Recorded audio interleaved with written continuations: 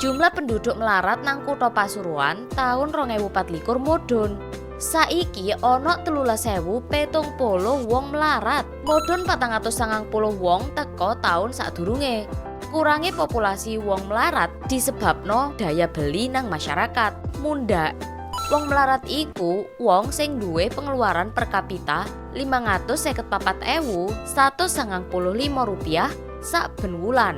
Ya apa ya tanggapane warga? Yo disimak wawancarae. Apakah Anda sepakat jika dikatakan bahwa kondisi kemiskinan sekarang menurun? Atau hal ini bertentangan dengan realita yang Anda ketahui? Kurang sepakat karena kenyataannya masih banyak kemiskinan. Tidak, orang miskin tambah banyak. Tidak, karena orang miskin semakin meningkat. Kurang sepakat karena masih banyak yang miskin. Saat ini warga miskin di Pasuruan sebanyak 13.070 orang. Bagaimana perasaan Anda? Miris dan sedih. Sangat sedih. Sangat prihatin, miris gitu. Sedih ternyata sebanyak itu. Menurut Anda, orang miskin itu orang yang seperti apa? Ya, kurang layak papan atau kurang baik papan, sandang dan papan dan pangan. Yang tidak bisa memenuhi kebutuhan pokok, yang tidak bisa memenuhi kebutuhan sehari-hari. Mereka yang kekurangan sandang, pangan, papan belum terpenuhi dengan baik. Apa yang menyebabkan masyarakat saat ini banyak yang miskin? Mungkin karena lapangan pekerjaan yang sulit didapat oleh mereka. lapangan pekerjaan sulit. Kurangnya lapangan pekerjaan, meningkatnya bahan sembako, bahan pokok. Banyak faktor, salah satunya tidak adanya lapangan pekerjaan. Apa yang harus dilakukan agar seseorang tidak jatuh dalam kemiskinan? Ya, berusaha untuk mendapatkan pekerjaan dengan sekuat tenaganya. Bekerja dan terampil. Bekerja dengan terampil, bekerja dengan tekun. Ya mungkin dengan giat bekerja ya, tapi pekerjaan yang sekarang sulit dicari. Apa harapan Anda kepada pemerintah?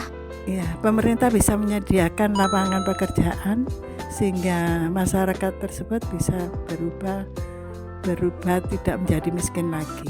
Supaya menyediakan lapangan pekerjaan. Pemerintah bisa membuka lapangan kerja seluas-luasnya dimulai di semua bidang.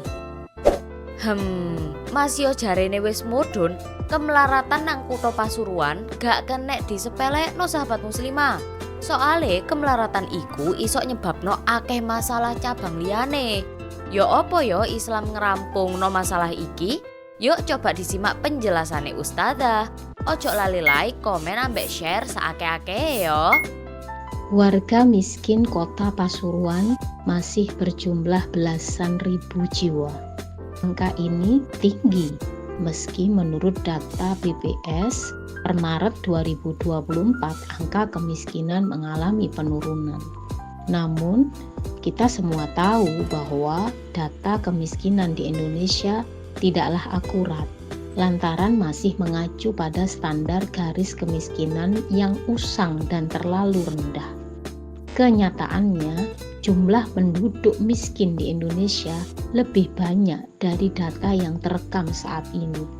Penelitian oleh Semeru Research Institute menyebut standar garis kemiskinan yang digunakan saat ini untuk mengukur angka kemiskinan terlalu rendah karena pengukurannya masih mengacu pada metodologi yang berlaku sejak tahun 1998 dan belum pernah dievaluasi.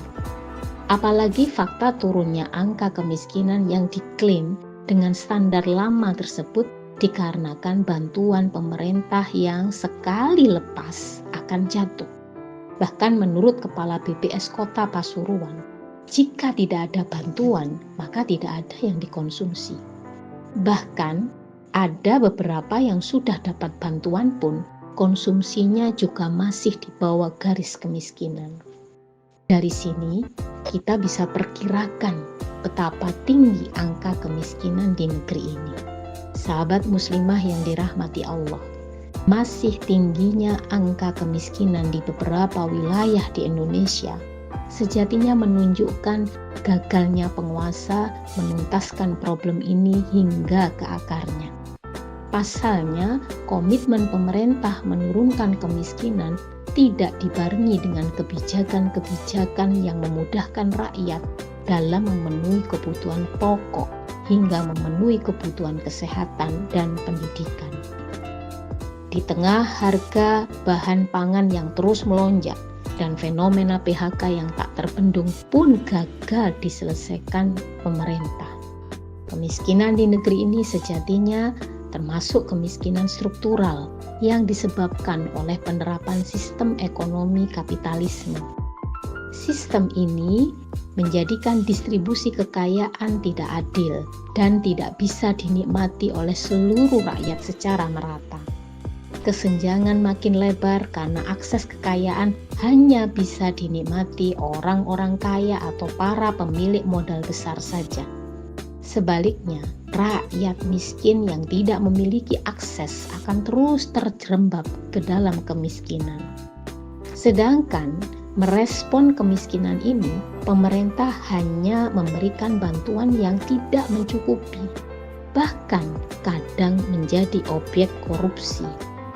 Sahabat muslimah yang dirahmati Allah, jika sistem ekonomi kapitalisme yang diadopsi negeri ini terbukti gagal mensejahterakan rakyat, gagal menghapus kemiskinan, maka tidak ada jalan lain kecuali kita kembali pada sistem Islam untuk mengakhiri lingkaran kemiskinan.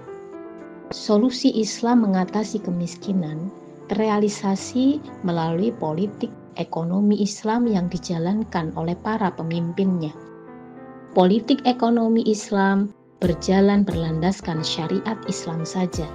Khalifah sebagai kepala negara akan mengelola harta sesuai konsep ekonomi Islam guna memenuhi seluruh kebutuhan rakyatnya yang menjamin terpenuhinya kebutuhan sandang, pangan, papan secara tidak langsung dan kebutuhan pendidikan, kesehatan secara langsung. Dalam sistem Islam yakni khilafah, ada departemen sosial yang bertugas membantu khalifah mendata orang per orang secara detail terkait penghasilan rakyatnya, siapa saja yang terkategori miskin dan tidak miskin. Tentu metodologi dan standar yang mengklasifikasi miskin dan tidak miskin berdasarkan syariat, sehingga tetap tidak akan berubah standarnya. Bagi yang miskin dan memiliki kemampuan bekerja seperti bertani, khalifah akan memberi bantuan berupa modal seperti sebidang tanah, traktor, bibit, hingga pupuk. Bahkan infrastruktur pertanian pun akan diupayakan untuk memudahkan pertanian tumbuh berkembang. Jika rakyatnya miskin dan memiliki kemampuan yang lain, akan didukung dengan sejumlah modal untuk membangun usahanya. Negara juga akan membuka lapangan pekerjaan yang luas bagi warga negaranya, khususnya laki-laki, karena dia sebagai penanggung jawab nafkah keluarga. Tercatat dalam sejarah keemasan penerapan Islam kafah dalam naungan khilafah, bagaimana para pemimpinnya mampu mewujudkan kesejahteraan dan kemakmuran masyarakat dengan pengaturan Islam. Penuhi semua kebutuhan dasar rakyat dan mereka memiliki peluang besar untuk memenuhi kebutuhan sekunder hingga tersiernya. Sungguh ini merupakan capaian yang tak tertandingi oleh sistem hidup manapun, termasuk sistem kapitalisme hari ini.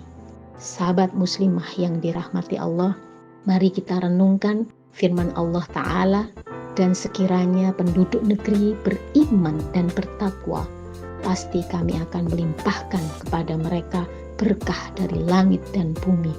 Tetapi ternyata mereka mendustakan ayat-ayat kami, maka kami siksa mereka sesuai dengan apa yang mereka telah kerjakan. Quran Surat Al-A'raf ayat 96. Wallahu a'lam bishawab.